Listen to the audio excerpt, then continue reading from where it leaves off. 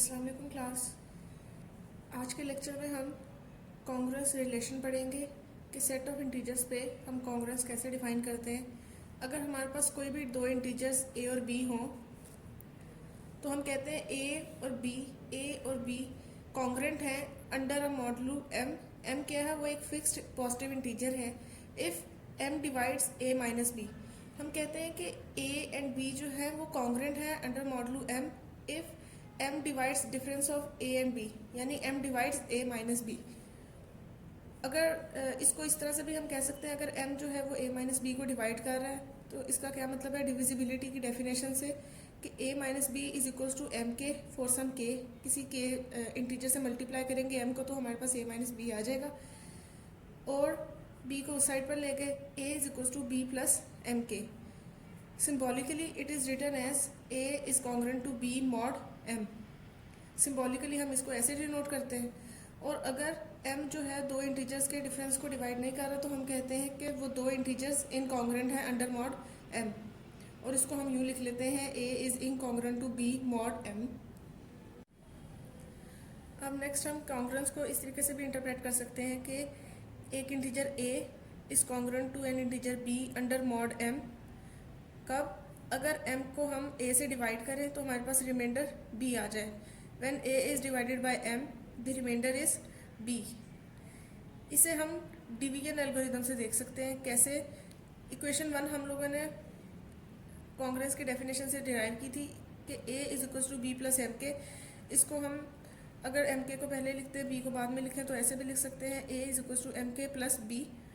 अब अगर हम देखें डिवीजन एल्गोरिथम से तो a है हमारा डिवाइडेंट, m है हमारा डिवाइज़र, k है हमारा कोशेंट और b है हमारा रिमाइंडर।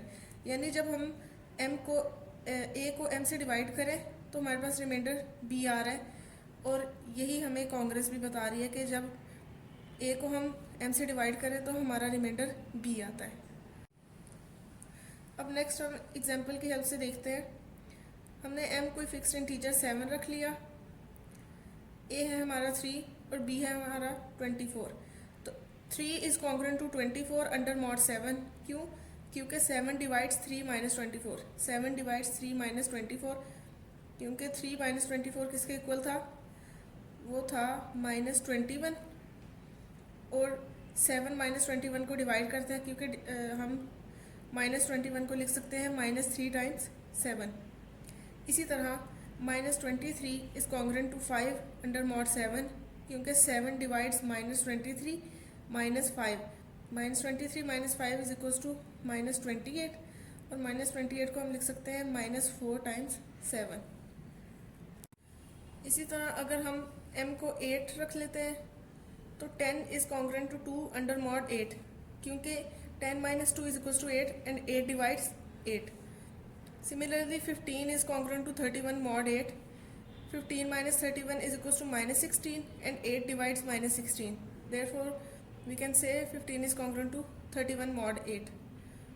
अब हम कोई भी इंटीजर फॉर एग्जांपल a ले लेते हैं 9 और b ले लेते हैं 3।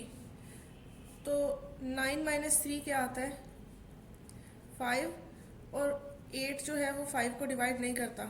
इसका मतलब 9 इज़ नॉट कॉन्ग्रुएंट, और 9 is incongruent to 3 under mod 8।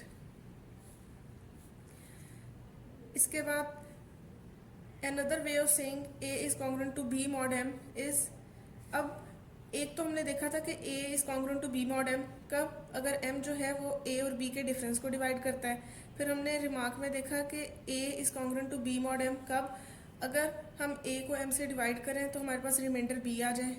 एक तीसरा वे है, वो क्या है कि a is congruent to b mod m if and only if a and b leave same remainder when divided by m। अगर हम a को भी m से डिवाइड करें, b को भी m से डिवाइड करें, तो दोनों का जो रिमाइंडर है वो सेम आ जाए। उस केस में हम कहेंगे कि a जो है वो b के कॉन्ग्रुएंट है। मेन कॉन्ग्रुएंस की डेफिनेशन हमने जो फर्स्ट की है कि a is congruent to b mod m if m divides a minus b, हम वही करेंगे। ये एज अ रिमार्क में लिख रही हूँ ताकि हम देख सकें कि कॉन्ग्रुएंस को हम इन तरीक़ों से भी डिफाइन कर सकते हैं या इन तरीक़ों से भी इंटरप्रेट कर सकते हैं।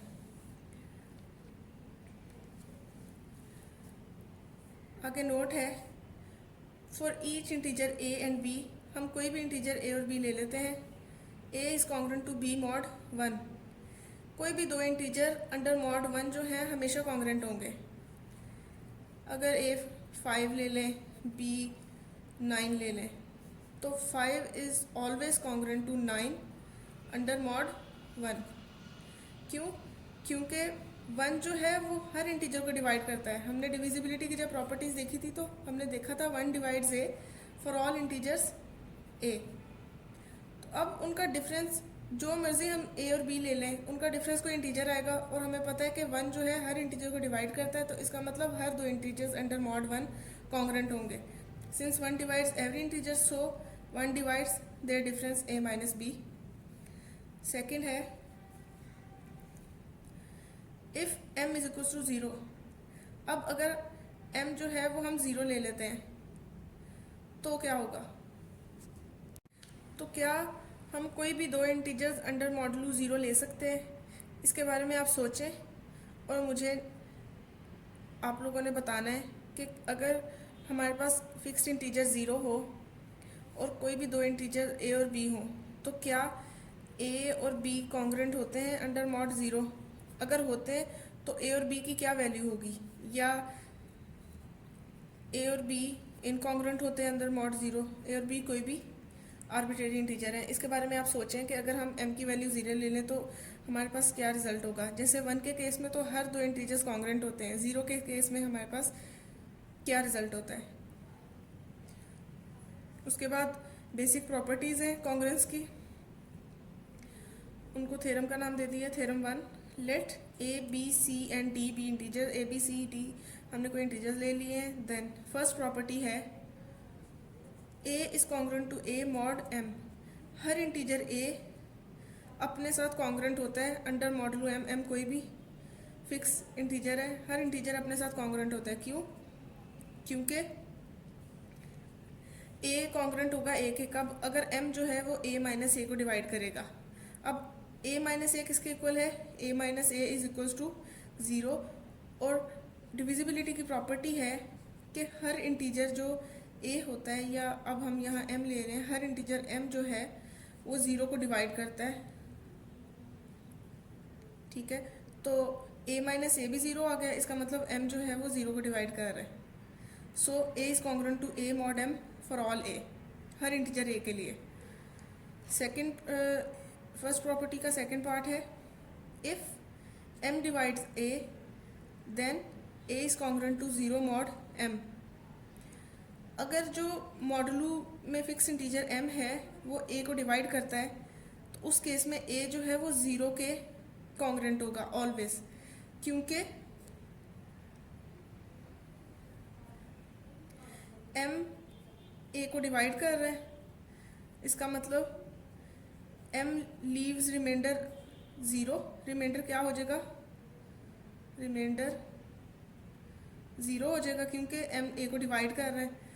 तो कॉन्ग्रुएंस की क्या डेफिनेशन हमने देखी थी एक और, कि a is congruent to b mod m if when a is divided by m the remainder is b। तो अब a को हमने m से डिवाइड किया, हमारे पास रिमाइंडर 0 आ रहा है, तो इसलिए a is congruent to 0 mod m। Congruence की सेकेंड प्रॉपर्टी है, if a is congruent to b mod m then b is congruent to a mod m। अच्छा, फर्स्ट प्रॉपर्टी क्या थी? a is congruent to a mod m। वो reflexive property के हर integer अपने साथ कॉन्ग्रुएंट होता है। अब यह है सिमेट्रिक प्रॉपर्टी कि अगर एक इंटीजर b के साथ कॉन्ग्रुएंट है तो हम कह सकते हैं कि b भी a के साथ कॉन्ग्रुएंट है। उसे देख लेते हैं। अब a is congruent to b mod m, definition लगाई तो क्या है कि जब a b के कॉन्ग्रुएंट था तो इसका मतलब m divides a minus b। अब हमने शो करना है b is congruent to a mod m, तो हम शो कर देंगे m divides b minus a। Let a be congruent to b mod m, this shows that m divides a minus b। अब यहाँ से हम माइनस साइन कॉमन ले लिया, तो this shows that m divides minus into b minus a। अब हमें पता है कि कोई इंटीजर a अगर दूसरे इंटीजर b को डिवाइड करता है तो वो उसके नेगेटिव को भी डिवाइड करता है। अब m जो है वो माइनस बी माइनस ए को डिवाइड कर रहा है, इसका मतलब m जो है वो minus of minus b minus a को डिवाइड करेगा, माइनस माइनस प्लस हो गए। This shows that m divides b minus a. अब यहाँ कॉन्ग्रेंस की डेफिनेशन लग गई, क्योंकि m जो है b माइनस ए को डिवाइड कर रहा है, इसका मतलब b is congruent to a under mod m। This shows that b is congruent to a mod m। अब थर्ड प्रॉपर्टी है, if a is congruent to b mod m, b is congruent to c mod m, then a is congruent to c mod m। ये है transitive property कि अगर a और b congruent है, b और c congruent है, तो a और c कॉन्ग्रेंट होंगे अंडर मॉड m। तो इसका प्रूफ देख लेते हैं। Since a is congruent to b, so by definition m divides a minus b। Since b is congruent to c, so by definition m divides b minus c। अब again ये divisibility की properties ही हम use करते रहेंगे, जो हम previous lectures में देख चुके हैं। क्या है कि अगर एक इंटीजर x इंटीजर y और z को डिवाइड करता है, तो वो उनके लीनियर कम्बिनेशन को भी डिवाइड करता है। तो अगर हम उनका लीनियर कम्बिनेशन, उनका सम ले लें, सिंपल सम, तो x जो है वो उनको सम को भी डिवाइड करेगा। That is for integer x y z। अगर x y को डिवाइड कर रहा है, x z को डिवाइड कर रहा है, तो x जो है वो y प्लस z को भी डिवाइड करेगा। अब m a माइनस b को भी डिवाइड कर रहा है, m b माइनस c को भी डिवाइड कर रहा है, तो इसका मतलब m इन दोनों के सम को भी डिवाइड करेगा। So m divides a minus b plus b minus c। This shows that m divides b से b कैंसिल हो गया, तो m divides a minus c। अब डेफिनेशन कॉन्ग्रेंस की लग गई, since m divides a minus c, so a is congruent to c under mod m। अब next property 4 देख लेते हैं। प्रॉपर्टी 4 क्या कह रही है, if a is congruent to b mod m and c is congruent to d mod m, then a plus c is congruent to b plus d mod m and a minus c is congruent to b minus d mod m। हमारे पास दो कॉन्ग्रेंसेस है, तो अगर हम उनका सम लेंगे तो वो भी कॉन्ग्रेंट ही होगा अंडर मॉड m। इसी तरह अगर a और b कॉन्ग्रेंट है, c और d कॉन्ग्रेंट है, तो इन दोनों का जो डिफरेंस है a माइनस सी, तो वो किसके कॉन्ग्रेंट होगा, वो b माइनस डी के कॉन्ग्रेंट होगा। इसी तरह अगर हम इनका प्रोडक्ट ले लें, a c का और b d, अगर हम a और c का प्रोडक्ट लें तो किसके कॉन्ग्रेंट होगा, वो कॉन्ग्रेंट होगा b टाइम्स d के। That is ac is congruent to bd mod m। Example की हेल्प से पहले देख लेते हैं। 3 इज कॉन्ग्रेंट टू 1 मॉड 2। इसी तरह 9 इज कॉन्ग्रेंट 15 और से 9 इज कॉन्ग्रेंट टू 1 मॉड 2, क्योंकि अगर हम 9 और 1 का डिफरेंस लें 8 आता है और 2 8 को डिवाइड करता है। इसी तरह 3 और 1 का डिफरेंस लें 2 आता है और 2 को डिवाइड करता है। अब हमें पूछा जाए कि क्या 27 कॉन्ग्रेंट है 1 मॉड 2, तो हम ये प्रॉपर्टी लगा देंगे। क्या, क्योंकि 3 भी कॉन्ग्रेंट है 1 के, 9 भी कॉन्ग्रेंट है 1, तो इन दोनों का प्रोडक्ट 27, तो वो किसके कॉन्ग्रेंट आएगा, इसका और इसका प्रोडक्ट। 1 इंटू 1 1 ही आ गया, 1 मॉड 2। इसका प्रूफ देख लेते हैं। a कॉन्ग्रेंट है b के अंडर मॉड m, इसका मतलब m divides a minus b। c congruent है d के अंडर मॉड m, इसका मतलब m divides c minus d। अब फिर से वही डिविजिबिलिटी की प्रॉपर्टी कि अगर एक इंटीजर दो इंटीजर को डिवाइड कर रहा है, तो वो इनके सम को भी डिवाइड करेगा। तो इसका मतलब m जो है वो इसके और इसके सम को भी डिवाइड कर रहा है। This shows that m divides a minus b plus c minus d. यहाँ से हमने a और c को इकट्ठा लिख लिया, b और d को इकट्ठा लिख लिया, दरम्यान में नेगेटिव साइन ये वाला कॉमन आ गया।